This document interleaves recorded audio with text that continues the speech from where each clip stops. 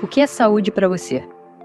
Sejam todos bem-vindos e bem-vindas. Eu sou a Rafa Brandão.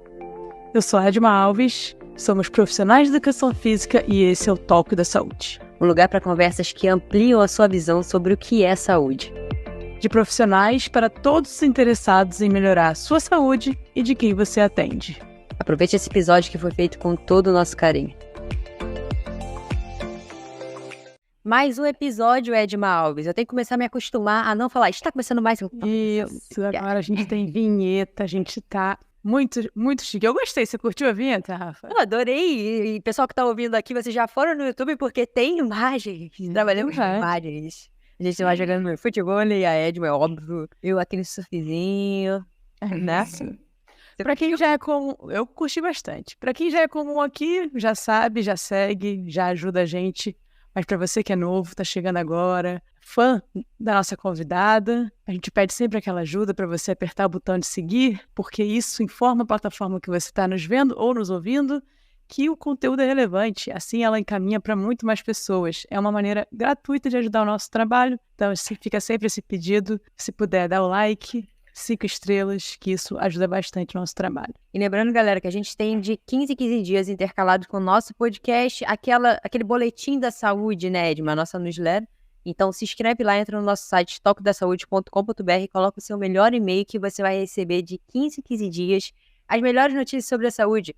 Tem artigo, tem o que está acontecendo no mundo, é bem geral, galera. Rapidinhas do mercado. Rapidinhas de mercado também, é isso. É o que é saúde, né? Uma coisa bem ampla que você vai aproveitar, seja qual área for da sua vida.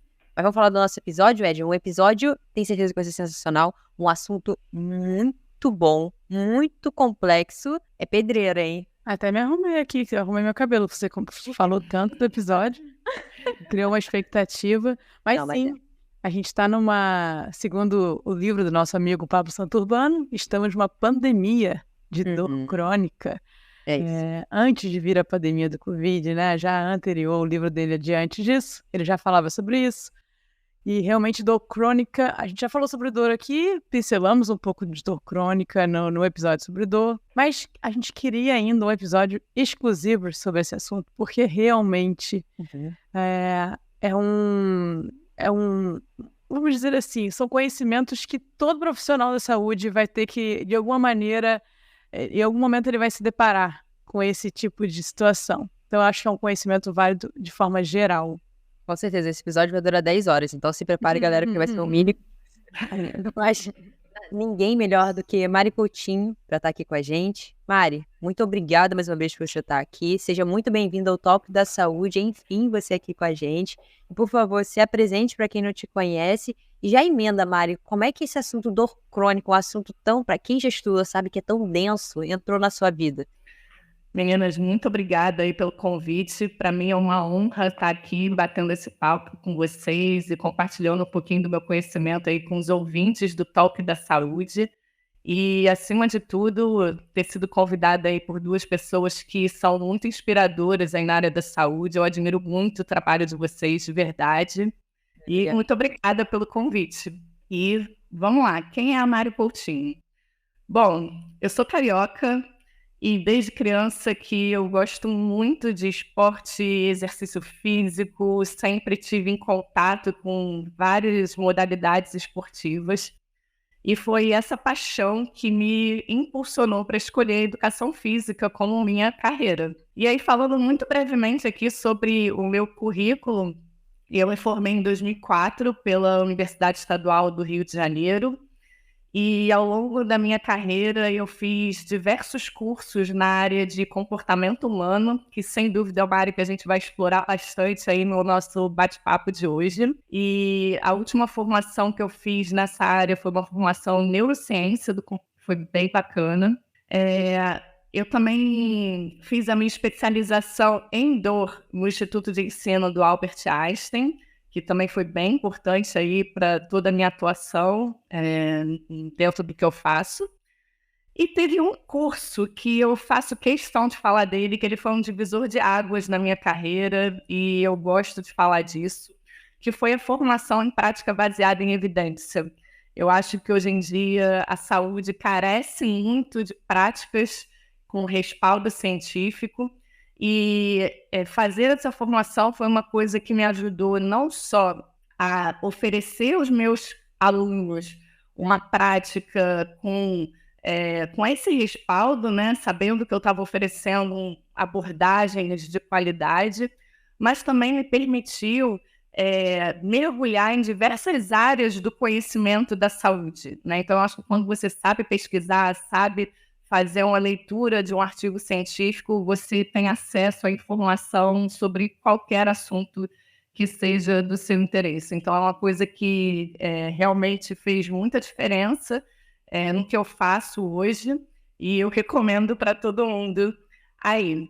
Para além disso, eu sou fundadora do Espaço Mário Coutinho, que é um espaço de tratamento de dor aqui no Rio de Janeiro, na zona sul do Rio.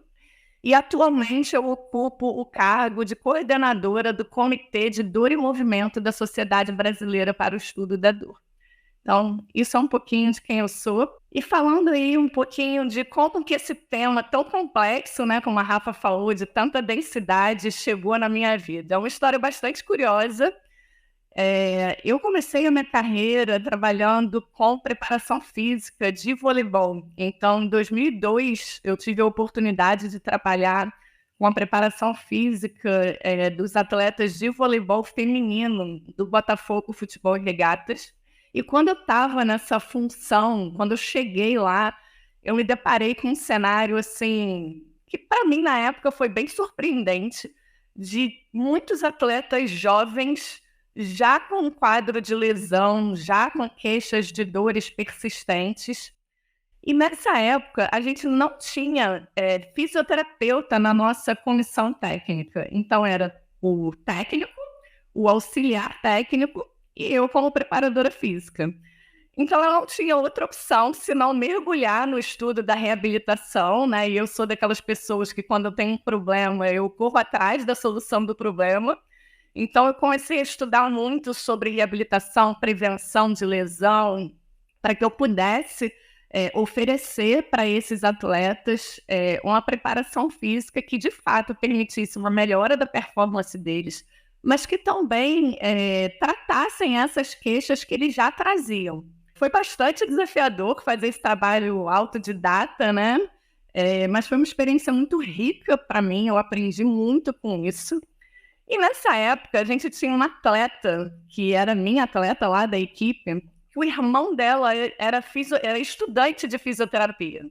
E aí a gente virou para ela e falou assim: Ana, pô, a gente está aqui super sobrecarregada, eram mais de 50 atletas, pô, seu irmão aí está sempre aí esperando você no treino, pô, está estudando fisioterapia, ele não quer ajudar a gente aí não, pô, chegar aqui para fazer um estágio e tudo.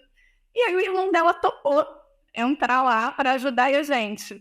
E essa pessoa, ninguém mais, ninguém menos do que Arthur Padão. Então, é Arthur Padão, Acredito. que era o irmão dessa nossa atleta lá. E aí o Arthur veio para ajudar a gente lá, e a gente trocava muita figurinha, a gente estudava junto, montava treino junto, então a gente aprendeu muito junto, assim, eu acho que a gente se construiu enquanto profissional junto ali nessa oportunidade. E aí a gente trabalhou ali 4 anos juntos, eu saí do Botafogo, trabalhei 2 anos no Flamengo. Depois disso, eu saí do clube e fui trabalhar com o personal em academias, e aí, naturalmente, o público que eu atendia nas academias era um público de reabilitação, que tinha dores, né, dor de coluna, dor do joelho, enfim, diversos tipos de dor. E avançando um pouco essa história, quando chegou lá em 2011, despertou em mim um desejo de abrir o meu espaço próprio para trabalhar com esses alunos, para poder fazer um trabalho que tivesse mais a minha cara. E eu queria que fosse um espaço multidisciplinar, que tivesse, se era para trabalhar com reabilitação, que tivesse um fisioterapeuta nessa equipe. E aí eu fui procurar o Arthur de novo, porque aí, no meio dessa história a gente perdeu um pouco o contato, né, aquelas coisas. E aí eu convidei o Arthur para ser meu parceiro, ele topou assim de cara, e a gente voltou a trabalhar junto. E nessa época o Arthur falou: pô, Mari, tô estudando uma parada que você vai se amarrar muito, que é a sua cara, dor crônica. Aí eu, Arthur, mas isso não é o que a gente já faz aí, já sempre fez e tudo. Ele, não, é outra parada e tal. E foi quando eu fui apresentada a dor, com toda essa complexidade que eu vim depois descobrir, né, que está muito além do tratamento de lesão, né? A gente vai conversar bastante sobre isso. E eu, de fato, ele tinha razão, eu me apaixonei pelo assunto e nunca mais parei de estudar esse tema. E essa empresa que eu quis abrir é o Espaço Mário Coutinho e a gente está junto até hoje lá, atendendo pessoas que convivem com a dor. Então foi assim que a dor entrou na minha vida. Bom, Rafa já fez o curso, né, Rafa, do Arthur? Já fiz, maravilhoso. Nossa, que surpresa quando falou que era o Arthur. Foi uma grata surpresa. A gente nunca ia imaginar que ia dar o que deu. Deu muito bom. Rafa, mas antes da gente entrar em dor crônica, eu queria aqui dar uma lista. Você viu que lição de carreira que ela deu? O sucesso na carreira, ele não é linear. Você viu que ela saiu do Botafogo, ela foi pro Flamengo, acontece. Depois ela voltou a melhorar. Às vezes é assim mesmo, pessoal. Nunca é linear. 2023 que a Edma tá falando isso, tá, galera? Então, estará chegando no próximo capítulo do Botafogo. Às vezes 6 capítulos na vida mesmo. Acontece com todo mundo. Mari, você... acho que a gente já teve alguns episódios aqui e eu imagino que na cabeça dos profissionais isso esteja mais claro hoje. Eu não sei se está na cabeça do praticante, do leigo, isso está tão claro. A diferença de tratamento, de olhar do profissional quando a dor é mais aguda, né, mais recente, ou quando é uma dor mais crônica e persistente. Eu acredito que na cabeça dos profissionais a diferenciação de uma e de outra já esteja mais claro no sentido do atendimento, do olhar mesmo.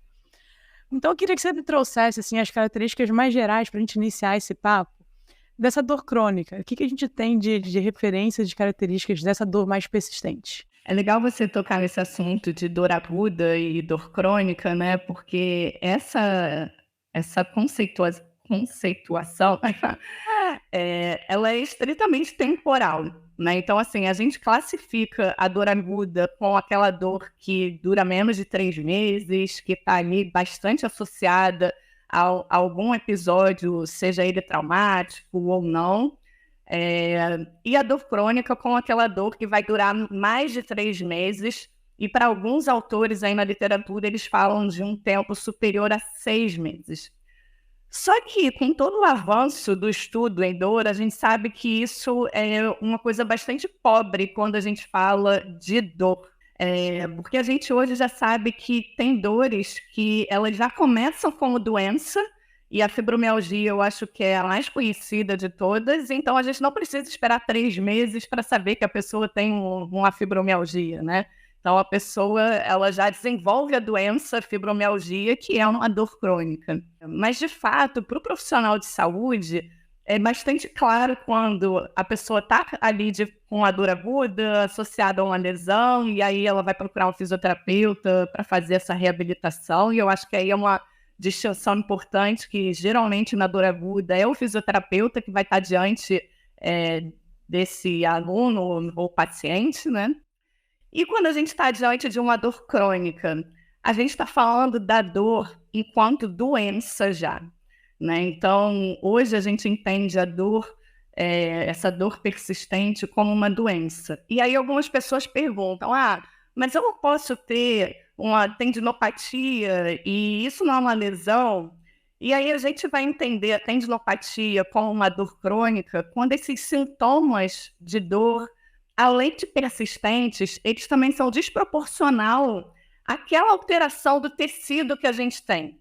Então, a gente tem ali uma degeneração, a gente tem ali uma condição que está levando essa pessoa a esse quadro de dor, mas a sintomatologia dela é desproporcional a essa alteração. Então, para além disso, a gente também pode falar assim que eu acho que é importante a gente reforçar que sempre que a gente estiver falando de dor, a gente não vai estar falando necessariamente de lesão. Então, a gente tem diversas condições de dor, né, que não estão associadas a uma alteração tecidual, a um dano em estruturas musculoesqueléticas, Então, isso parece meio óbvio, mas às vezes o óbvio precisa ser dito, porque eu ainda vejo muitos profissionais de saúde, não só profissionais de educação física, mas fisioterapeutas, médicos, psicólogos, enfim, que ainda enxergam a dor simplesmente como alteração estrutural.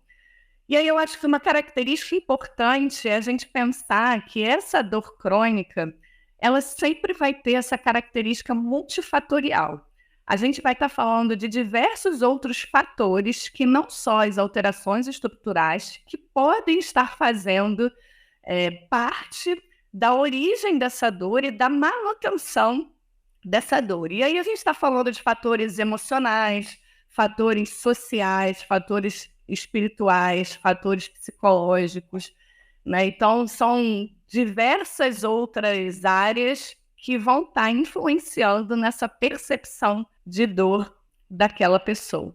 E tem uma outra coisa, Edme e Rafa, que eu acho importante a gente ressaltar aqui, que é da dor enquanto experiência subjetiva, né? Então, toda vez que a gente fala em dor, a gente vai falar que ela é uma experiência única daquela pessoa que está vivenciando aquela situação. E eu costumo dar o exemplo de quando a gente vai num restaurante, né? Então, imagina que eu fui num restaurante, um dia dos namorados, eu fui com meu namorado, e a gente fez um jantarzinho romântico, e chegou lá, a comida estava deliciosa, o atendimento impecável, e aí eu chego para vocês e falo, caramba, olha, vai lá naquele restaurante, porque é muito bom, vocês vão adorar. Então, assim, a minha experiência foi muito boa. Então, eu tive uma noite agradável, a comida estava saborosa e tudo mais. E aí vocês topam a minha indicação, vão lá no restaurante, e chega lá no restaurante, o restaurante só tem comida vegetariana, porque eu e meu marido, a gente gosta de comida vegetariana. Além disso, por algum motivo que seja, nesse dia o atendimento não estava muito legal, e aí a experiência de vocês vai ser completamente diferente da experiência que eu tive. Então, a gente vai estar diante de uma situação muito similar, mas as nossas experiências foram diferentes. E aí, quando a gente fala de experiência, a gente já está falando dessas questões emocionais, cognitivas, sociais, né? Então, a companhia que eu estava pode ser diferente da companhia que você estava no dia que você foi no restaurante. Então, tudo isso vai influenciar a experiência de dor também, né? Então, eu acho que essas são as características principais que a gente precisa mencionar aqui quando a gente está falando de tratamento de dor crônica. A gente precisa ter esse olhar para todos esses componentes que podem estar fazendo parte daquela experiência daquela pessoa. Por isso que a gente começou falando que era complexo, né, Ed? E Mari, hoje está muito comum, pelo menos na nossa bolha aqui, né, o uso da palavra complexo, principalmente quando se fala de dor. Mas o uso da palavra complexo também serve também para fugir da explicação, né? Para falar que é complexo, que tudo é complexo, e segue. Mas falando especificamente de dor, a gente até já trouxe umas questões de complexidade aqui para o Toque da Saúde em outros episódios, mas parece que a dor é onde as pessoas têm mais dificuldade de entendimento. Elas ainda querem, por exemplo, não sei se era uma questão cultural, assim, em partes, né? Os estudos, muitas das vezes, eram ligados a fatores mecânicos por si só, e acabou pegando até hoje essas explicações.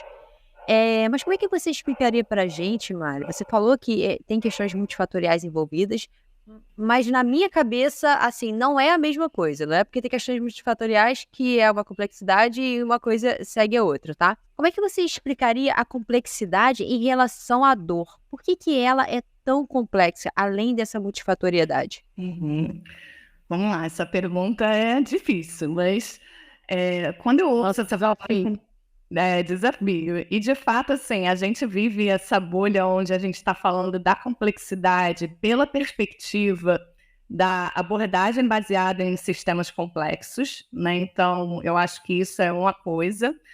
E quando eu ouço a palavra complexidade e a forma como muitos profissionais ainda ouvem essa palavra, eu penso também na complexidade no sentido de ter múltiplos fatores que fazem parte dessa experiência de dor, como eu estava falando anteriormente. Então, eu vou tentar explicar um pouquinho dessas duas facetas da palavra complexidade. Então, eu acho que tratar a dor muitas vezes é complexo, né? E a dor tem essa complexidade, exatamente porque a gente não está tratando especificamente uma alteração mecânica, né? Dentro daquela abordagem reducionista, dentro daquele olhar cinesiopatológico, onde a gente vê que tem uma alteração de movimento que explica a dor. A gente está falando de uma condição que é biopsicossocial. Então, ela vai ter os fatores biológicos, físicos, mas ela vai ter também todos esses fatores psicossociais, como a gente estava comentando antes. E, de uma maneira geral, o profissional de saúde, ele ainda não está preparado, na minha forma de enxergar, para lidar com esses fatores psicossociais.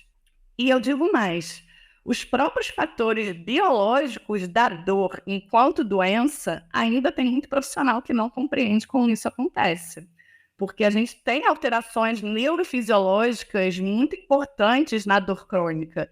E tratar isso exige um conhecimento específico, né? Então, eu acho que, historicamente, ainda é muito recente essa compreensão da dor enquanto doença, saindo desse olhar de que dor é só lesão, uma lesão mal curada, né? Então, muita gente ainda acha que dor crônica é uma lesão mal curada. Então, eu acho que isso precisa avançar em termos de conhecimento entre os profissionais de saúde e as pessoas se capacitarem para lidar com a dor dentro de toda essa multifatoriedade que ela traz.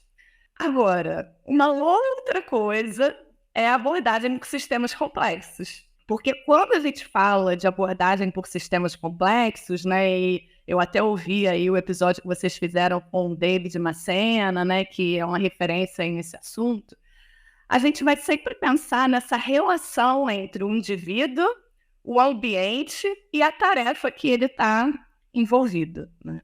E dentro dessa tríade, a gente vai colocar a dor como um parâmetro de controle desse indivíduo. Então, o indivíduo, ele é afetado por essa dor, e a partir do momento que ele tem essa dor, ele vai estar menos disponível para se movimentar, ele vai ter uma baixa autoeficácia, então o ambiente vai ser menos convidativo para ele se movimentar, uma vez que ele tem essa pouca autonomia. Muitas vezes o próprio movimento acaba sendo um gatilho para ele ter uma intensificação de dor, por ele não estar bem orientado. E isso vai fazer com que isso seja um reforço negativo para ele não querer se exercitar. Então a gente começa a olhar para a dor como esse parâmetro de controle dentro de múltiplas outras variáveis que vão fazer parte desse indivíduo, que vão fazer parte desse ambiente e que vai fazer parte da própria tarefa que a gente está exigindo desse indivíduo. E aí, pela abordagem de sistemas complexos, eu vou entender que todos aqueles fatores que a gente estava falando antes, né, da multifatoriedade da dor, eles têm pesos similares quando a gente quer mudar esse ambiente para que ele seja mais convidativo para o meu aluno, o meu paciente se movimentar. E isso não é fácil, eu acho que daria um episódio inteiro para a gente falar isso. E eu tô a fim de ficar só nessa pergunta. Não sei se eu vou fazer outra.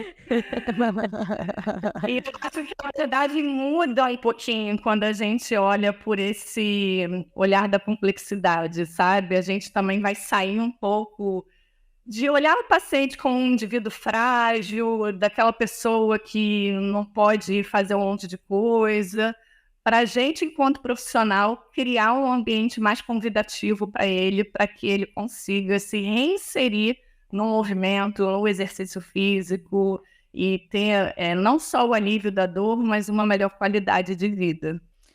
Você me deu um ótimo gancho para minha próxima pergunta, mas eu acho que eu vou querer realmente voltar nessa e conversar um pouco mais sobre isso, porque poucas vezes a gente tem a oportunidade de conversar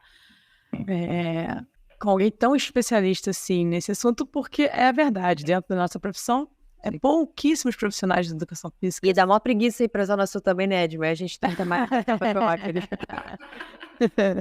Então a gente tem... Eu queria mas a sua vivência prática mesmo, Mari, porque eu atendo pessoas que têm situações de dor persistente, e eu tento sempre fazer a educação informar da melhor evidência que a gente tem, não é à toa que a gente faz o trabalho aqui do Talk, mas também com as pessoas que eu atendo, mando a definição da IASP para elas lerem e verem como está ampla a definição de dor. Só que vira e mexe, nossa comunicação não é como a gente quer, né? E às vezes você acaba passando e você só sabe realmente o que a pessoa está entendendo quando ela te fala, quando ela te conta o que é dor e tal. Então, uma vez no meio desses papos com uma aluna, teve uma situação de dor do marido, não era nem dela, estava me contando, e eu falei, pô, mas teve alguma coisa muito estranha esse episódio de dor dele? Teve alguma coisa, algum estresse emocional diferente, alguma situação diferente na vida de vocês e tal?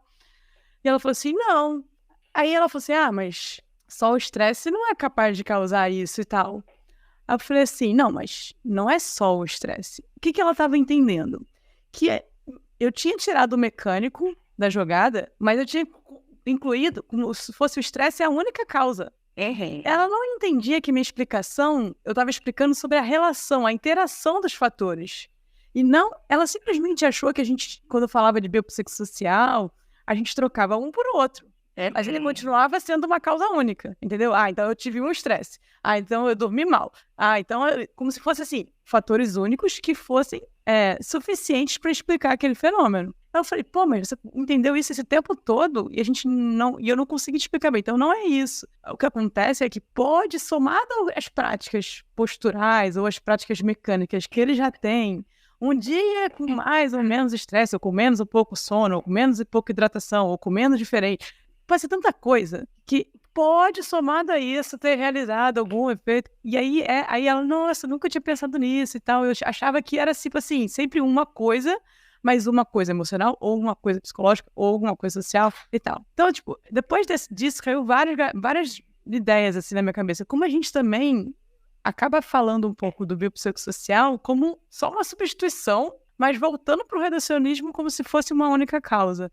Eu queria saber de vocês duas, aproveitar a Rafa também, se já caiu algum papo desse com vocês, se vocês, também na prática, vocês acham que as pessoas entendem assim, ou foi só meu caso isolado? Quer falar, Rafa?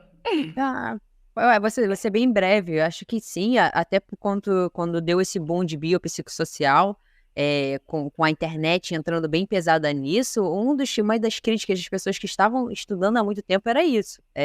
Agora não é só o psico, não é só... Então, realmente, falta um pouco desse entendimento dessa interação que todos esses fatores fazem entre eles, né? Não só, pensando em gráfico, não são bolas isoladas, né? Todos eles estão o tempo inteiro interagindo entre eles. Então, eu acredito que sim. Eu já passei por algumas situações também de alunos, apesar de eu tentar educar de uma outra forma, né, dependendo muito do perfil, mas sim, já tiveram pessoas que já deram essas respostas. Mari, por favor. Muito, muito bom você ter trazido isso, porque essa é a dúvida de muitos, muitos, muitos alunos e pacientes que passam aqui pelo espaço, que estão lá no Instagram fazendo perguntas sobre dor. E de profissionais mesmo, quando a gente está em cursos, em palestras, né? Então, virou modinha essa coisa do biopsicossocial e, de fato, muitas pessoas não entendem exatamente o que essa palavra significa, né?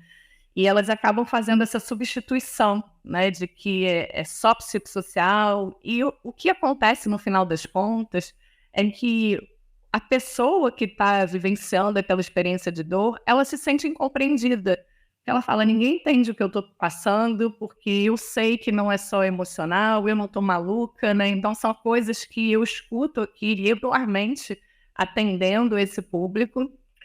E isso, sem dúvida, vem dessa visão linear do reducionismo, né? Então as pessoas sempre querem achar uma causa para aquela dor, um motivo que está fazendo com que aquela dor não melhore. E elas não conseguem entender que é um somatório de coisas, e essas coisas elas se relacionam de forma um pouco caótica mesmo, sabe? No sentido literal da palavra.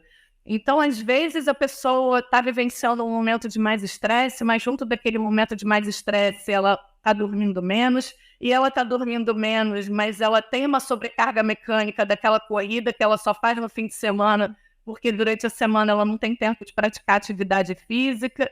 E aí você vai somando essas coisas todas, e na complexidade a gente costuma dizer que a soma dos fatores é muito maior do que a combinação deles isoladamente, né? Então, não vai ser tratando só o estresse que você vai melhorar essa dor, não vai ser só tratando a alteração física que você vai melhorar dessa dor. A gente precisa entender como que essas coisas se relacionam, e mais do que isso, eu acho que o profissional ele tem que se vulnerabilizar, mas sabendo fazer isso, de falar para o paciente que muitas vezes a gente não vai ter um controle tão objetivo de como que essas variáveis se relacionam. Porque a gente, enquanto profissional, a gente também quer ter esse controle, né? Não, então eu vou mexer aqui na variável ansiedade e esse paciente vai melhorar porque o problema dele é a ansiedade. E não é assim que a coisa funciona. E aí, Edmo, eu acho que o caminho que você está seguindo tá correto, né, de fazer educação em dor, da gente trazer para esses alunos assim, uma compreensão maior do que é dor, mas entendendo que essas coisas elas estão relacionadas, entendendo que a alteração física, muitas vezes, ela vai estar lá, dependendo de qual é a condição de dor, né? Porque até voltando na sua primeira pergunta das características da dor e tudo mais, a gente hoje tem 3 categorias de dor, né? A dor noceptiva, a dor neuropática, a dor nociplástica. Então, a dor noceptiva vai ter uma alteração de tecido. A gente está falando da tendinopatia, a gente está falando de uma dor de artrose, a gente está falando dessas coisas assim. A dor neuropática vai ter uma lesão de nervo. A gente está falando de uma dor relacionada a uma radiculopatia, a gente está falando de uma herpes zoster, que é uma coisa que também não é tão comum, mas a gente aqui já trabalhou com vários casos de herpes zoster. Neuralgia do pudendo, então pessoas que trabalham com ciclista, né, que muitas vezes fica ali muito tempo sentada, acaba fazendo lesão do nervo pudendo, então várias condições de lesão de nervo. E a dor nociplástica, que é aquela dor que não é explicada por nenhuma dessas outras 2 condições, e a gente está falando de uma alteração desse sistema noceptivo, né, que é o nosso sistema de percepção de ameaça do corpo, e todo esse processamento da nocepção, ela acontece no nosso sistema nervoso periférico e central, e às vezes vão ser alterações nesse sistema que vão fazer com que essa pessoa tenha dor. Então, dependendo de qual é o mecanismo da dor desse meu aluno, a abordagem do tratamento vai ser totalmente diferente. E esses fatores emocionais, fatores relacionados a sono, a alimentação, eles vão ter impactos diferentes dependendo de cada uma dessas condições. Então, se eu tenho um aluno que tem uma tendinopatia de ombro e essa dor é crônica, né, tem uma dor que é desproporcional, que tem ali outros componentes que mantêm aquela dor, a gente vai estar pensando que as alterações físicas ela tem uma relevância um pouco maior do que talvez outros componentes psicossociais.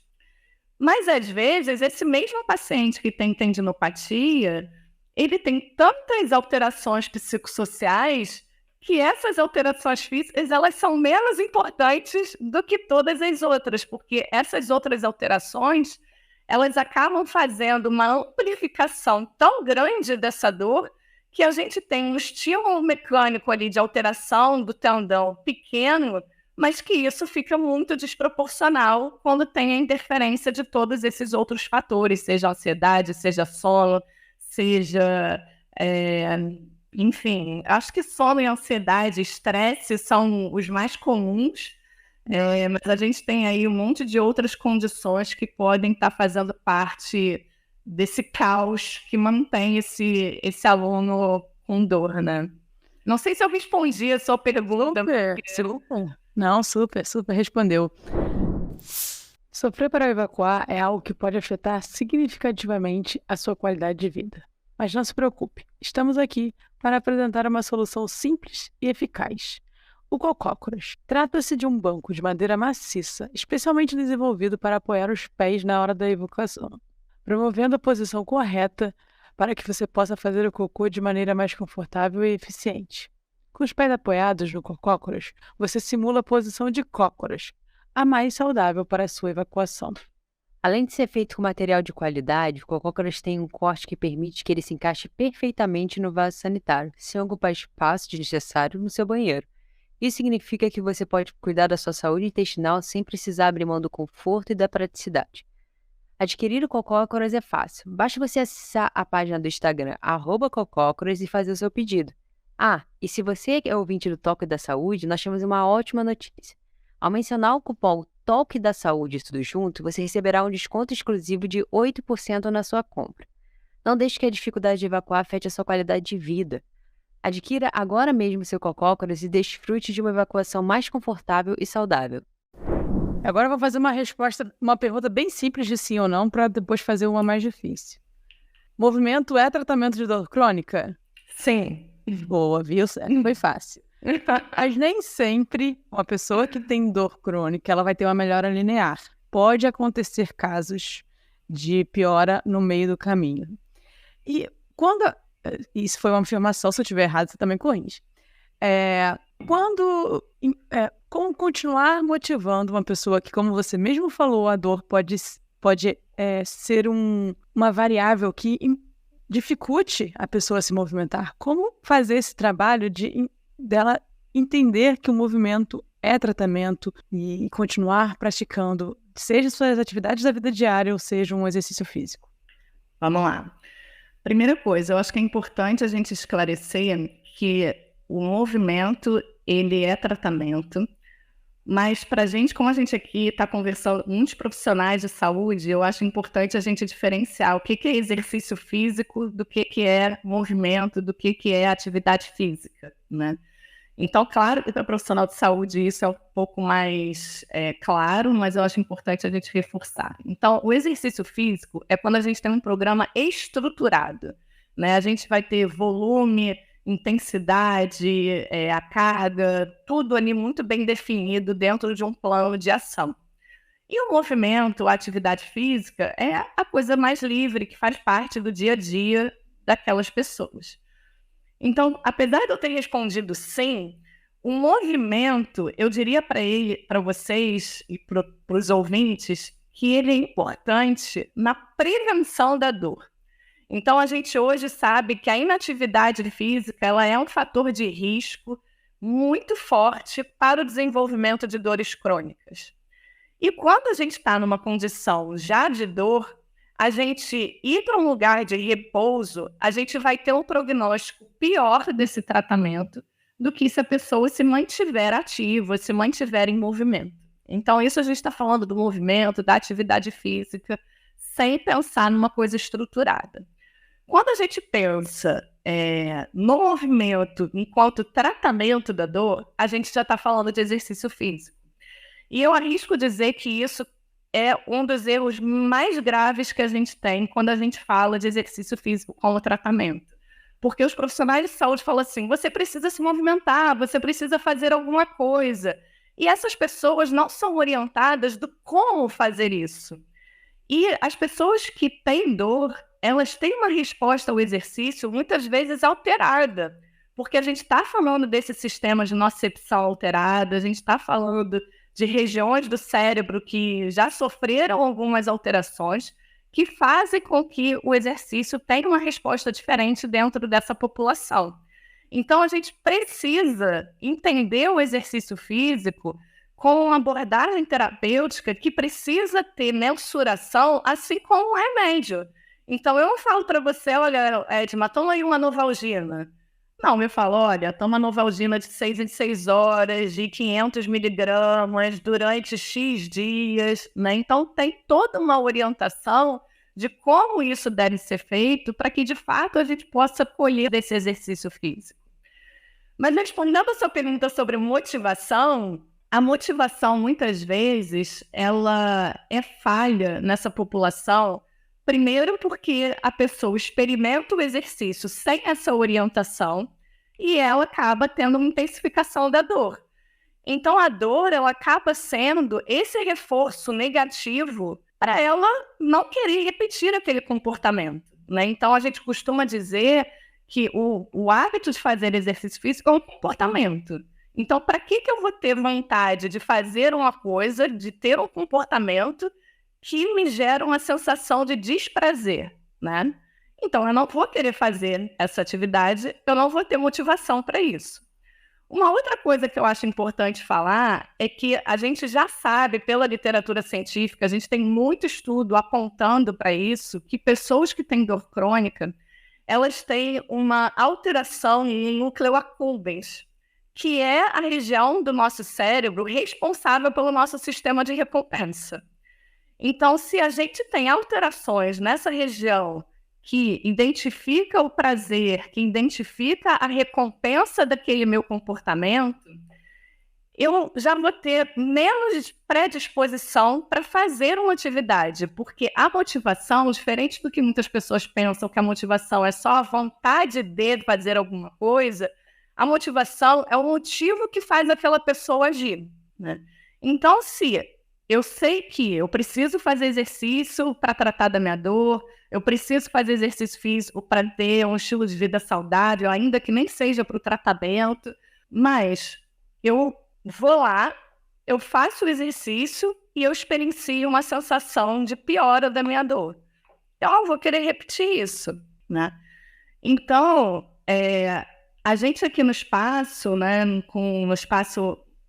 quando a gente recebe esses clientes, a gente vai trabalhar com eles, com essa educação em dor, para eles entenderem o que é a dor, entenderem quais são os possíveis gatilhos para essa dor acontecer.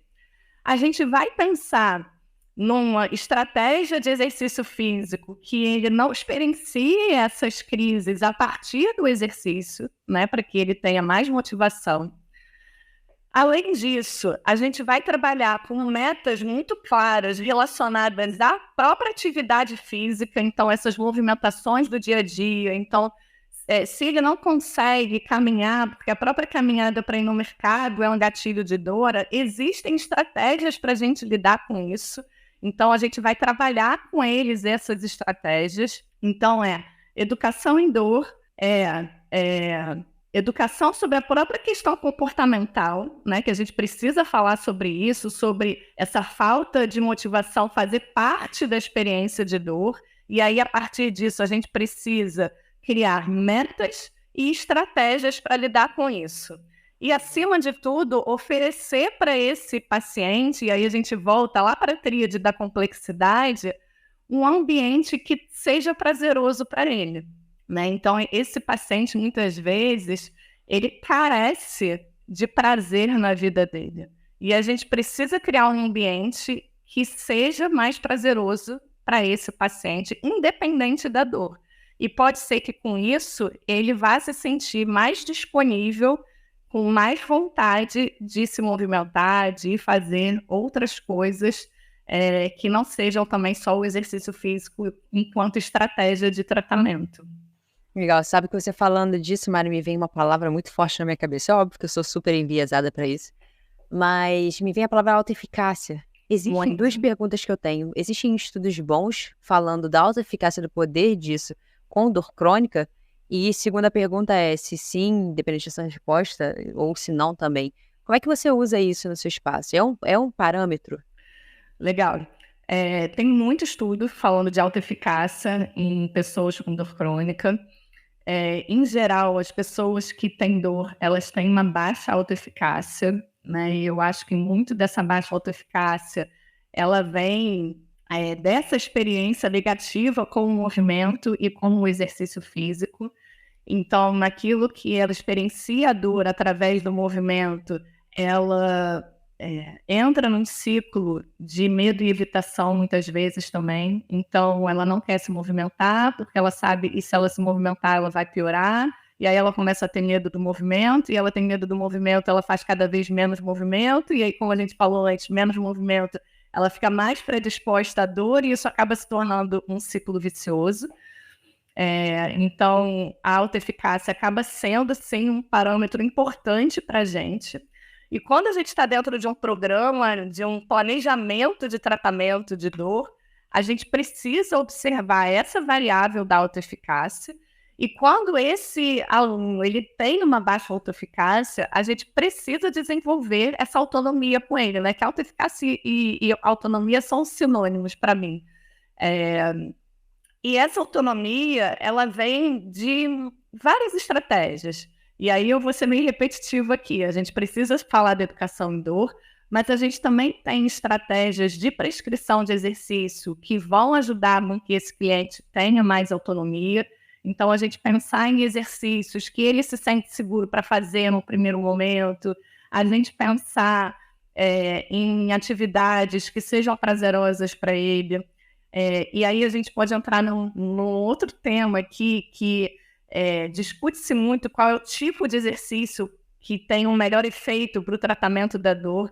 E para a maioria das condições de saúde, eu não vou falar todas, porque muito tipo de dor para eu poder fazer essa generalização, mas para a maioria das condições de dor, faz pouca diferença qual é o tipo de atividade que a gente vai estar oferecendo. Então, a gente poder que esse paciente escolha qual é a atividade que ele vai querer fazer é importante para o desenvolvimento dessa autonomia. E mais do que isso, ele ter ferramentas para ele gerenciar os escapes de dor, os episódios onde ele vai ter uma intensificação dessa dor. Né? Porque quando ele entende que a dor ela é uma doença, que ele pode ter episódios de aumento de dor, ele precisa saber o que ele faz quando isso vai acontecer e ele não se surpreenda. Nossa, eu acho que eu estava quase curado e aí vem um episódio de dor. Ele fala, não, poxa, eu estou vivenciando um momento de mais estresse emocional, ou eu estou num momento que eu tenho que entregar um trabalho importante, estou com privação de sono.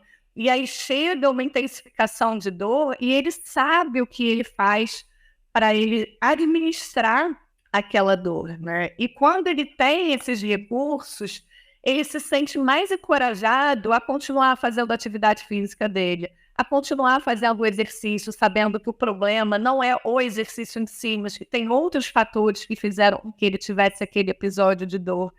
Então, a gente trata isso como parte das estratégias de tratamento. A gente precisa falar disso. Eu acho que o profissional de educação física e o profissional de saúde em geral, ele precisa entender que o nosso papel, ele vai muito além de prescrever a nossa estratégia, a nossa ferramenta de trabalho. Então, assim, falando da gente enquanto profissional de educação física, a gente tem que entender que não é eu ir lá prescrever o exercício e acabou a minha função com aquele aluno. Eu tenho todo esse trabalho de construção dessa autonomia que faz parte desse desenvolvimento dessa autonomia do aluno, que faz parte do meu papel enquanto profissional de educação física que atende pessoas com dor. Né? Então, acho que isso é um diferencial do trabalho, mas que não deveria ser um diferencial. Eu acho que todos os profissionais eles precisavam entender isso dessa forma e oferecer para o aluno estratégias onde ele pudesse assumir esse protagonismo, onde ele pudesse entender que ele tem as ferramentas necessárias para lidar com essa situação. Né? Eu falo para os meus alunos, a gente vai junto aqui, ao longo dos nossos encontros, desenvolver uma caixinha de ferramenta. E essa caixinha de ferramenta ela é sua, para que você possa acessar essas ferramentas conforme a sua necessidade. E você precisa conhecer a função de cada uma dessas ferramentas, porque se você não conhece, você vai pegar ferramentas erradas quando você estiver diante de uma situação. Né? Então, a gente precisa fazer esse trabalho constante, que não é só de educação em dor, mas eu até prefiro a palavra educação em saúde. Né? A gente precisa educar para a saúde, para que esse aluno ele possa assumir esse protagonismo.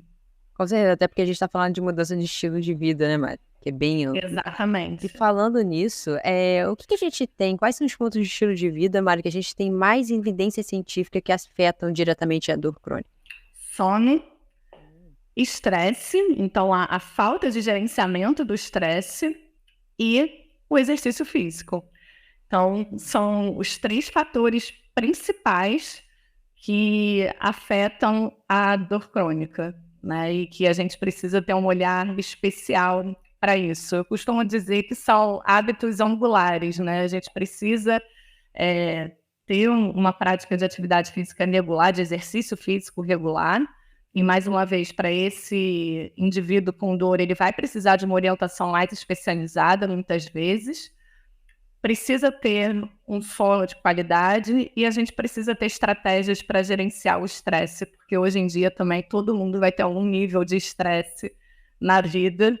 E se aquela pessoa ela não tiver ferramentas para gerenciar esse estresse, isso pode se tornar um problema no tratamento da dor, tendo um impacto muito grande aí na perpetuação dessa condição dolorosa. A gente não tem muita relação de alimentação inflamatória ou desidratação com dor crônica? Pouca coisa e para algumas condições de dor. Então, esse conceito também de um organismo inflamado é uma coisa que caiu bastante, assim, embora ainda fala-se muito disso, mas quando a gente vai olhar as evidências, a gente não encontra muita evidência falando dessa relação do corpo inflamado com dor e nem da alimentação com o corpo inflamado. Mas a gente vai ter algumas condições de dor que a alimentação ela vai ser mais importante. Então, e condições que os profissionais estão pouco habituados a olhar porque não conseguem enxergar toda essa complexidade. Então, vou trazer um exemplo aqui para vocês. Quando a gente trata de pacientes com síndrome do intestino irritável, né? Na síndrome do intestino irritável é uma condição de dor crônica. Muitas vezes a síndrome do intestino irritável é um dos fatores predominantes em manter esse sistema de nocicepção alterado e que vai fazer com que o nosso cliente que tem lá um problema que teoricamente não tem nada a ver com esse intestino irritável não consiga melhorar dessa condição de dor. Então, ele pode ter uma tendinopatia e aí ele tem um intestino irritável que sensibiliza esse sistema de nocicepção. Esse sistema de nocicepção começa a entender os estímulos ameaçadores de uma forma desproporcional e aquela tendinopatia que era melhorar em 4, 6 semanas não melhora por nada.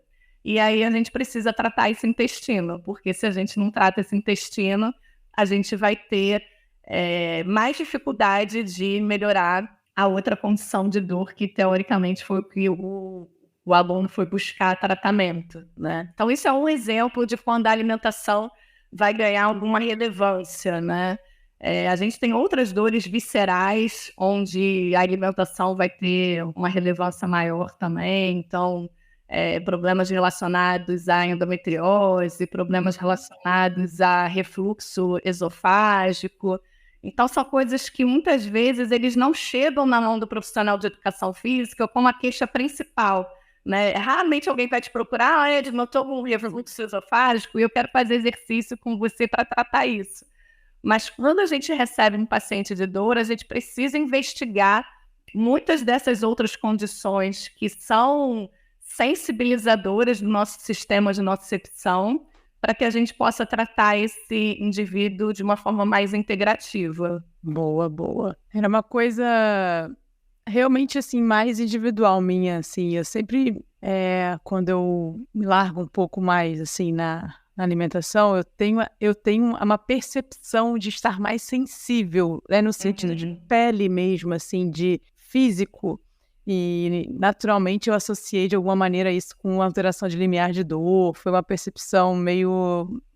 uma experiência individual mesmo, sem nenhuma evidência. Sim. Então, vira e mexe, quando eu me largo um pouco mais, eu sinto um pouco de diferença, assim, nesse sentido de... Até, às vezes, um treino que não geraria dor muscular tardia gera, sabe? Essas coisas...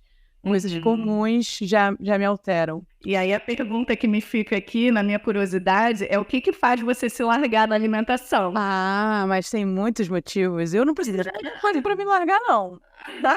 Me convidou para um final de semana diferente, já é um bom motivo para mim. Tudo é motivo. Dar aquela Aquela coisa. Esse é o seu exemplo com um exemplo aqui pra gente. Às vezes, quando a gente se larga na alimentação, a gente vai fazer consumo de bebida alcoólica. A bebida alcoólica vai influenciar na arquitetura do sono. A gente já vai ter um sono de menor qualidade. Aí, esse sono de melhor qualidade, aí sim, a gente tem bastante evidência de que tem uma influência no limiar de dor. E aí, a gente entra lá de como que são múltiplos fatores que acabam influenciando. Então, pode ser que a sua percepção seja da alimentação, mas tem outros fatores que podem estar sendo mais preditivos dessa baixa de limiar da sua dor, né? Muito provavelmente, muito provavelmente. Eu acho que a gente tem mais 2 perguntas importantes que a gente, né, gostaria de deixar fazer. A Rafa vai fazer uma daqui a pouco, eu vou fazer um mito clássico. Pessoas mais velhas têm mais dor? Aquela brincadeira, né? Ai, meu joelho tá doendo, tô velha. Ué, mas só qual que o joelho tá doendo? O esquerdo ou a direita? Os 2 têm a mesma idade, né? Então por que o outro não tem ideia? Mas, falando mais seriamente, pessoas mais velhas sentem mais dor? Vamos lá. A prevalência de dor no idoso, ela é bastante alta. A gente tem estudos aí mostrando que 50% da população idosa convive com dores crônicas, tá? Só que o que a gente vê também nos estudos, que isso não necessariamente está atrelado ao envelhecer no sentido de que... Como é que eu vou explicar isso? Porque, assim, o que acontece é que as pessoas, quando envelhecem, elas normalizam a experiência de dor. Então, você, tô ficando velho, se não doer porque tô morto, né? Quem é que não ouviu essa frase, né? E acaba que essas pessoas que estão envelhecendo, elas não tratam, elas ficam subtratadas dessas condições que poderiam ser controladas. Então, assim, se o envelhecimento, ele de alguma forma, ele leva a condições que podem ser provocativas de dor, e aí a gente está falando não só de degenerações no corpo, mas a gente também está falando de outras condições que fazem parte desse envelhecimento, como alterações hormonais, como...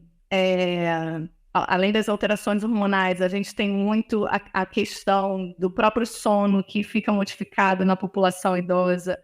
A gente tem outras doenças, outras comorbidades que vão afetar esse idoso. Então, as demências, doenças como a diabetes, que também vão desenvolver dores neuropáticas. Então, esse idoso, ele acaba tendo uma série de comorbidades que levam a ele a um quadro de dor. E aí, mais uma vez que esse idoso ele tem essa condição de dor, muitas vezes eles não procuram um tratamento porque eles acham que aquilo é normal do processo de envelhecimento. E aí, isso acaba fazendo com que eles desenvolvam dores crônicas, dores mais persistentes, dores mais intensas do que se eles estivessem tratados. Então, em maio desse ano, eu até palestrei no Congresso Brasileiro de Dor e eu palestrei falando sobre dor no idoso e eu chamei muita atenção para isso, né? De como que a gente precisa fazer esse trabalho de educação, e aqui o Toque da Saúde é uma oportunidade para a gente fazer isso, para as pessoas que cuidam dos idosos, mas também o idoso que ainda tem uma capacidade cognitiva para tomar decisão, entenda que não é normal sentir dor só porque você é idoso, e que a dor tem tratamento. Hoje a gente tem uma infinidade de tratamentos para que essa pessoa não curse essa velhice com dor, porque também se ela não tratar essa dor, isso vai ter um impacto na capacidade funcional dela, ela vai começar a ter outros prejuízos na vida dela que vão afetar a qualidade de vida desse idoso.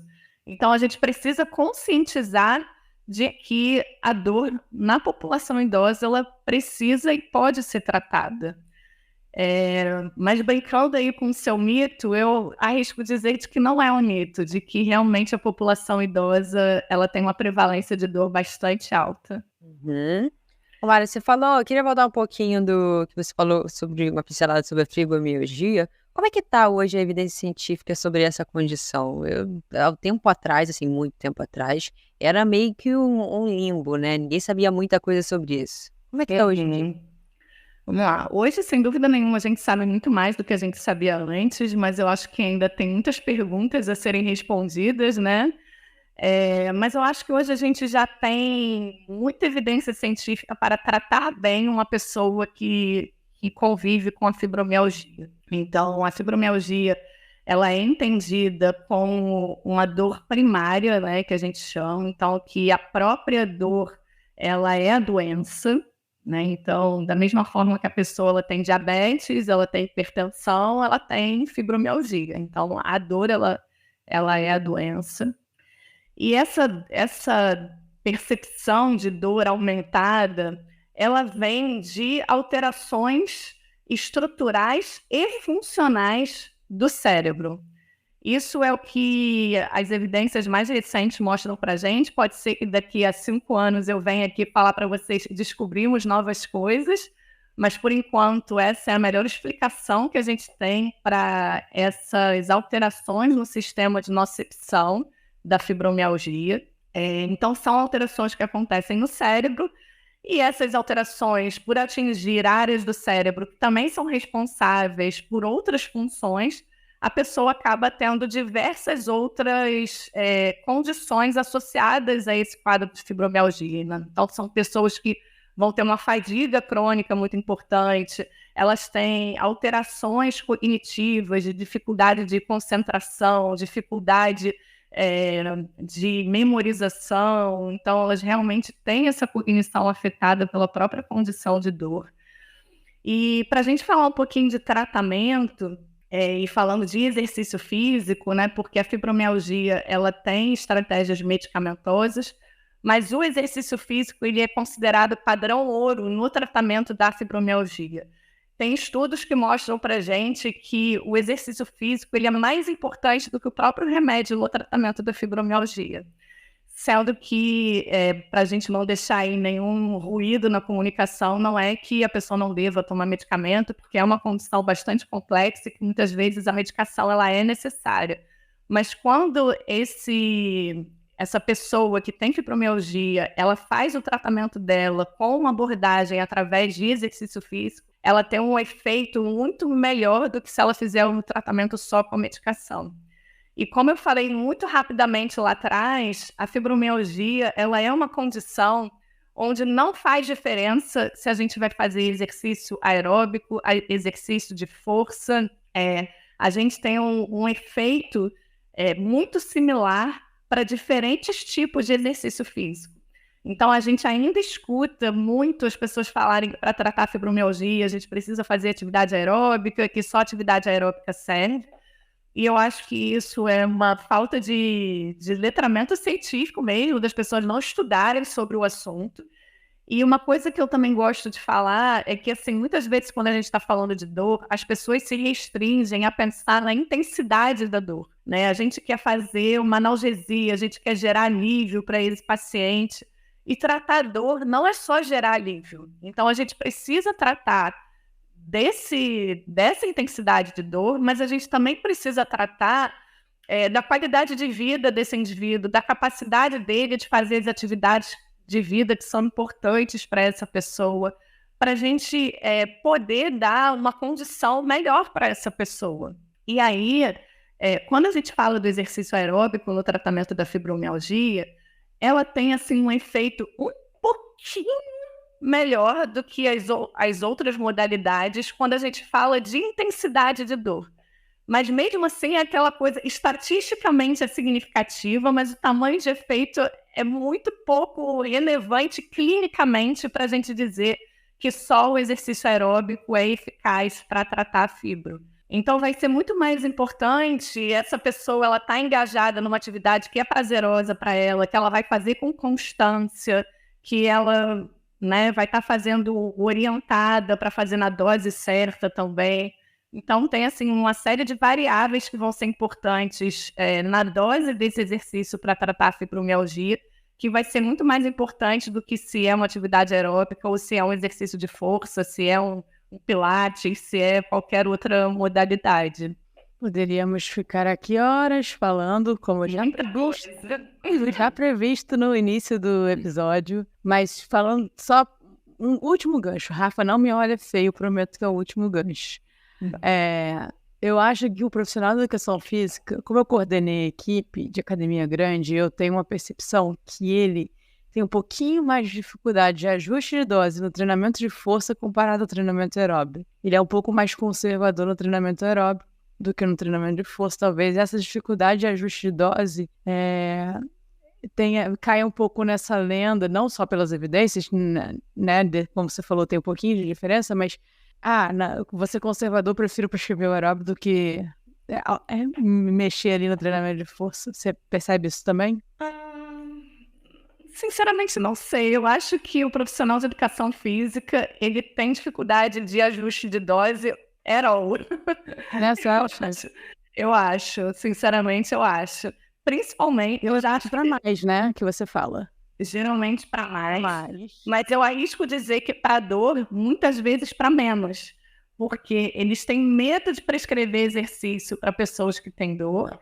Com isso, eles preferem trabalhar com exercícios de baixa intensidade, e o que a literatura mostra para a gente é que a gente precisa de um exercício de intensidade moderada a alta para a gente ter efeitos importantes no controle da dor. E aí, os profissionais, por falta de conhecimento, eles querem assim, não, vamos fazer uma coisa levinha aqui e vai dar super certo. E acaba que não dá. Então, acaba colocando ele no mesmo lugar do que ele já faz no dia a dia, muitas das vezes dele, né? Exatamente. Não gera esse estresse. Não gera esse estresse fisiológico para gerar a liberação de todas aquelas substâncias analgésicas, enfim. E pensando que isso é para a gente falar de intensidade de dor, mas muitas vezes nesse paciente de fibromialgia, a gente precisa gerar aquela autoeficácia para ele voltar a fazer coisas que são importantes no dia a dia dele, porque o paciente de fibromialgia, geralmente ele tem depressão, ele vai ter ali um isolamento social em função da doença. Então, a gente precisa trazer esse paciente de volta para uma vida normal mesmo, sabe? E aí a gente está falando de outras estratégias que são muito negligenciadas pelo profissional de saúde, que muitas vezes vai ficar pensando só na analgesia, só nas adaptações de tecido, né? Enfim. Sabe o que eu me senti agora? Senão vai ficar para sempre. Sabe o que eu me senti agora? Quando acaba a temporada e acaba assim, chateada. Eu tenho que esperar mais um ano. E o streamer só vai gravar a outra temporada daqui a 2 anos. Fazer parte 2, super top. Vamos fazer parte 2. Mas deixa eu só tocar no ponto, você falou na sequência, Mari. Porque acho que existe uma diferença muito grande, e que alguns, assim, a maioria dos profissionais a gente acaba meio que confundindo, com a situação de que a questão da intensidade, desse manejo de intensidade, não tem muitas das vezes também com progressão, que são coisas diferentes, tá? Eu tenho que gerar uma certa intensidade, sim, é importante, só que existe uma progressão também, como você disse, que tem muitas outras coisas por baixo disso. E a autoeficácia é uma delas, e pra mim, assim, eu sou apaixonada por esse assunto, porque eu acho que isso é divisor de águas na vida de uma pessoa. Então, óbvio que eu tenho que sim gerar um estresse, mas é importante também progredir por uma questão disso. Porque uma coisa é a carga está alta. Outra coisa é o desafio que eu estou propondo para aquela pessoa ser muito alto. Na minha opinião, são coisas muito diferentes. Completamente diferentes. Desfechos completamente diferentes. Completamente diferentes. E é isso, a gente precisa trabalhar com uma intensidade que seja moderada, levar uma percepção de esforço mais aumentada, mas com exercícios, com atividades onde ele se sinta seguro para fazer, onde ele tem autonomia, né? E aí a gente está falando de desafios que sejam provocativos do desafio, mas que sejam possíveis dentro da percepção daquele indivíduo, né? Então, são coisas completamente diferentes, sem dúvida nenhuma. E, mais uma vez, a gente precisa lidar com essas questões. Não adianta a gente só fazer analgesia, a gente só dar ali o estímulo na intensidade adequada, se a gente não está gerando autoeficácia, se a gente não está reinserindo esse aluno dentro das atividades de vida que são importantes para ele, né? Então, as pessoas que convivem com dor, muitas vezes elas não têm a oportunidade de brincar com o filho, de, enfim, participar de uma festa de família, porque ela não consegue ficar em pé mais de uma hora. Então, são relatos que a gente vê assim, diariamente atendendo esse público e que muitas vezes eles estão até dispostos a continuar sentindo a mesma intensidade de dor, mas se eles voltam a fazer aquelas atividades, eles já estão super felizes. E não que a gente vá se contentar com isso, mas entender que isso é tão importante quanto a melhora da intensidade da dor, né? E que muitas vezes a gente não valoriza isso. Mas falar de dor crônica para você é fácil, Mari Coutinho, mas agora a gente vai entrar nas perguntas realmente difíceis do programa. O que é saúde para você? Saúde para mim. Bom, eu posso começar com o que não é saúde? Bom, vamos lá. Eu acho que durante muito tempo, assim, a gente ouviu que saúde era ausência de doença, né? E eu acho que isso é de um equívoco enorme.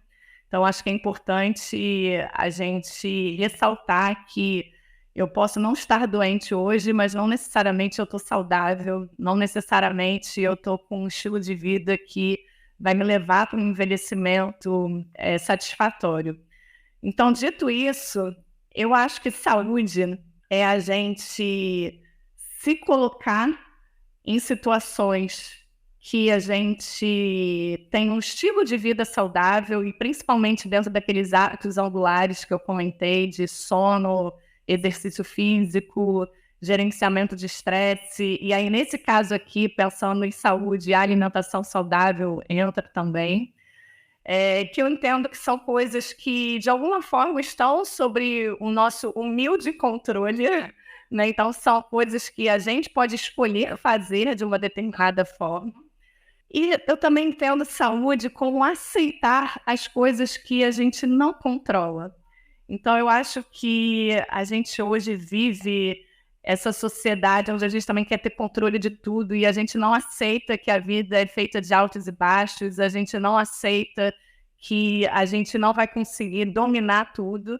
E eu acho que trabalhar essa aceitação, trabalhar essa coisa de que vai ter momentos que você vai estar feliz, vai ter momentos que você vai estar triste, tudo bem estar triste, eu acho que isso também é saúde. Perfeito, eu gostei muito. E uma experiência inesquecível, Mari? Experiência inesquecível.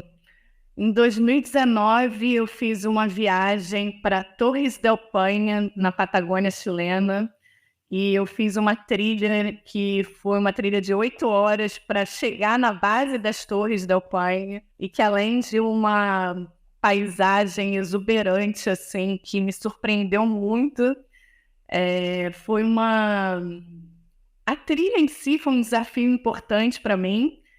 E essa viagem foi uma viagem para celebrar uma conquista pessoal minha muito importante. Então, isso deu um gostinho a mais na viagem também.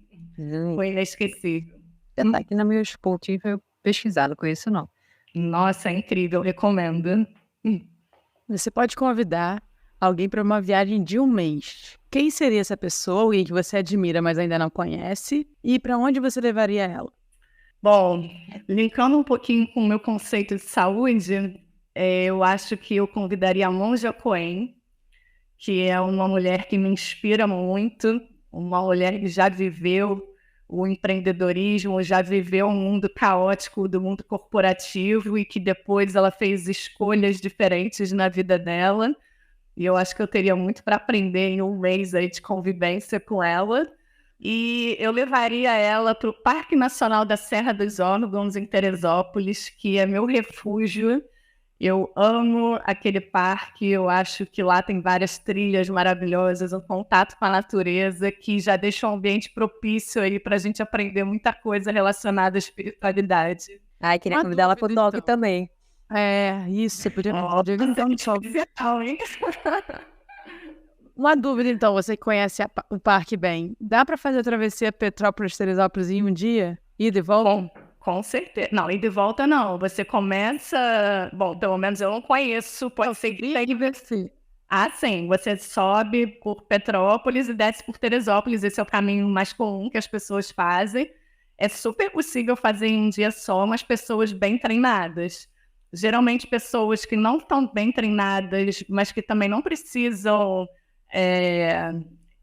assim, pessoas que não são sedentárias, mas que também não têm uma super performance, conseguem fazer bem em 2 dias. Tá animada, Edma? É porque a gente ficou na dúvida aquele dia do horário dela pra subir. Pensei que eu tava animada que tu ia. Não, mas eu vou fazer, certeza que eu vou fazer ainda. Ó, recomendo, hein? Já fiz 3 vezes. Você dormiu ou você desceu no mesmo dia? Eu nunca fiz em um dia só, eu sempre faço em 2 dias. Sempre dorme, né? Ô, Mari, qual o seu hábito? Pontas, né? Você pode fazer só a Pedra do Sino, sobe e desce no mesmo dia, ou só o Açu, que é o lado de Petrópolis, que sobe e desce no mesmo dia também. Então, também é um bom começo você fazer um lado, fazer o outro, e aí no outro dia você faz isso. É lindo mesmo. Ô, Mari, me fala aí um hábito saudável que você mais se orgulha de ter. Bom, um hábito saudável é a prática de exercício físico, né? Ela nasceu comigo, eu com 6 meses de idade estava dentro de uma piscina nadando e acho que eu nunca parei de fazer exercício físico. Então, eu acho que é o hábito saudável que eu mais me orgulho. Eu consigo manter isso na minha rotina regular, assim. Não podia ser diferente, né? Para um profissional de educação física. Não. Aquela pressão. Não poderia. Mas para vocês se orgulharem de mim, uma coisa que eu acho legal desse hábito é que eu gosto de variar as atividades que eu faço. Não é essa coisa de que toda hora eu estou fazendo a mesma atividade. Então, uma hora eu estou correndo, outra hora eu estou escalando, outra hora eu estou fazendo trilha, outra hora eu estou jogando tênis, cada hora eu invento uma coisa diferente. Meu hábito saudável é o movimento. Aí o Toque da Saúde ficou feliz realmente. Ele envolve muitas outras coisas além do exercício físico. Mas às vezes o que acontece quando a gente convida profissional de educação física aqui é que a atividade física já é tipo como se fosse a vida, que ele nem considera um hábito, assim, já é uma coisa tão vida que às vezes ele se orgulha de outros hábitos, né? Assim, como se fosse um esforço, assim, um hábito que conquistou, sabe? Sim. Pra gente, física e exercício físico realmente é uma coisa que a gente gosta. Mari, eu amei a conversa, muito obrigada. E eu queria saber a pergunta, agora sim, a mais importante, como as pessoas fazem para aprofundar essa conversa com você? Onde elas te acham? O melhor canal que você responde? Vamos lá. Eu estou no Espaço Mário Coutinho, né, meu espaço físico de atendimento, que fica no Rio de Janeiro, no Largo do Machado, mais especialmente na Rua do Catete, 311, sala 1318. Então, agora eu gostei da precisão. Anota aí. E estou aí aberta a tomar cafezinho para conversar com o pessoal. Mas, considerando que hoje a gente está no mundo online, vocês também me encontram no Instagram, @Espaço Mário Coutinho. No YouTube eu tenho um trabalho recente, tem ainda poucos conteúdos lá, mas estou me empenhando para aumentar essa biblioteca. Então, Espaço Mário Coutinho no YouTube também. E eu acho que é isso. No WhatsApp, lá no Instagram tem o nosso número, então também estou lá no WhatsApp. Quem quiser mandar mensagem por lá também vai ser um prazer atender aí, poder tirar dúvidas e qualquer coisa mais. E educando profissionais de movimento só quando você é convidada, você não tem nada próprio. Então, eu gravei um programa muito legal, mas que eu tô com vontade de mexer nele. Então, no momento... eu sou bem para isso. Sabe? Pois é, então, o nome do programa é Menos Dor, Mais Vida. E foi um programa que eu criei para pessoas leigas, para pessoas que convivem com a dor, para que elas tivessem aquela caixinha de ferramenta que a gente comentou durante o nosso episódio aqui, para entender um pouquinho mais a dor, fazer todo esse trabalho de educação em saúde, educação em dor, e também oferecer para elas estratégias para lidar com a situação de dor, né? Porque a gente também vive um pouco nessa bolha de uma grande metrópole do Rio de Janeiro e tudo mais, e hoje a gente atende pessoas que moram em cidades do interior, em lugares que têm pouco acesso a esses profissionais capacitados em dor. Então, esse programa ele também veio para servir a essas pessoas, né? Então, e aí fica até aqui também um outro comentário que a gente faz atendimento online no Espaço Mário Coutinho também para poder atender essas pessoas. Então, o programa Menos Dor, assim, se alguém tiver interesse, se alguém estiver aqui ouvindo a gente, tiver interesse, pode fazer contato comigo, que a gente pode disponibilizar, mas hoje eu não estou com nenhum link, assim, que já esteja comercialmente à venda, mas ele está redondinho, bonitinho, mas a gente está querendo melhorar ainda mais ele. Se alguém tiver interesse, é só fazer contato que a gente pode conversar sobre. Muito bom. Mari, Eles muito me- obrigada. Pessoal, obrigada para quem chegou até aqui. Por favor, você encaminhe esse episódio para todo mundo que tem o que, Rafa? O sistema nociceptivo. É isso. Se a pessoa tem nocicepção, ela tem que receber esse episódio de você. Se você já sentiu dor alguma vez, se você é profissional de saúde e entendeu nada que a Edma disse, se você já sentiu dor alguma Verdade. vez, vamos mudar. Se você já sentiu dor alguma Ó, olha só. olha a magia da edição, Rafa. Ah, Pessoal, muito obrigada para quem chegou até aqui. Você, por favor, encaminhe esse episódio para todo mundo que já sentiu dor alguma vez na vida. Vai ajudar muita gente. ai, não Valeu, acredito. pessoal. Muito bom. Pessoal, até a próxima. Valeu.